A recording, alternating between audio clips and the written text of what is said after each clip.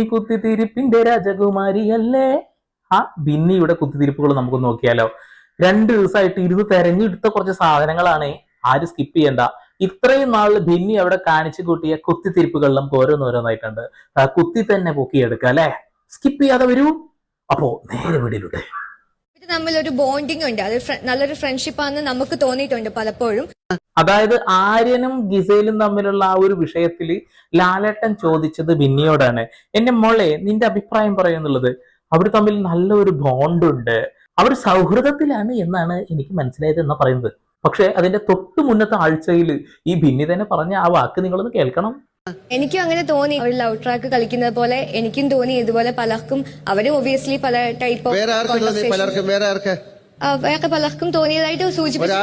എന്റെ പൊന്ന് ബിന്നി മോളെ, നീ നിന്റെ അഭിപ്രായമല്ലേ പറയേണ്ടിയിരുന്നത്? ആര്യനും ഗിസലും തമ്മിൽ ലവ് ട്രാക്ക് ആണെന്ന് ആദ്യം പറയുന്നു.